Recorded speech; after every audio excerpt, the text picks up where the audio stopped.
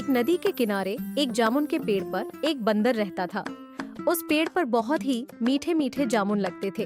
एक दिन एक मगरमच्छ खाना तलाशते हुए पेड़ के पास आया। बंदर ने उससे पूछा तो उसने अपने आने की वजह बताई।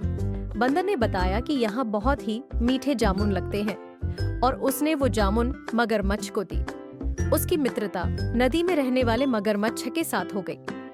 वह बंदर उस मगरमच्छ को रोज खाने के लिए जामुन देता रहता था। एक दिन उस मगरमच्छ ने कुछ जामुन अपनी पत्नी को भी खिलाए।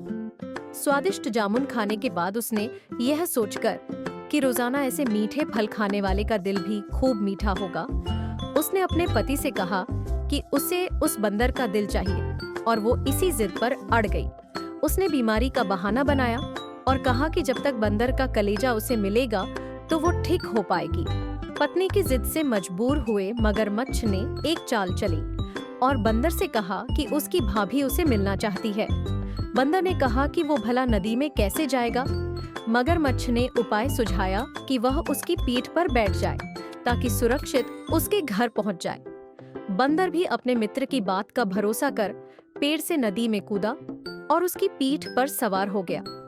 जब वे नदी के बीचों बीच पहुंचे, मगरमच्छ ने सोचा कि अब बंदर को सही बात बताने में कोई हानि नहीं और उसने भेद खोल दिया कि उसकी पत्नी उसका दिल खाना चाहती है।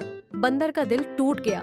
उसको धक्का तो लगा लेकिन उसने अपना धैर्य नहीं खोया। बंदर तपाक से बोला, ओह मेरे मित्र, तुमने ये बात मुझे पहले क्यों नहीं बताई, क्योंकि मैंने तो अपना दिल जामुन के पेड़ में संभाल कर रखा है। अब जल्दी से मुझे वापस नदी के किनारे ले चलो ताकि मैं अपना दिल लाकर अपनी भाभी को उपहार में देकर उसे खुश कर सकूं। मूर्ख मगरमच्छ बंदर को जैसे ही नदी किनारे लेकर आया, बंदर ने जोर से जामुन के पेड़ पर छलांग लगाई और क्रोध में भरकर बोला, मूर्ख, दिल के बिना भी क्या कोई जिंदा रह सकता है? जा, आज से तेरी मेरी दोस्ती समाप्त।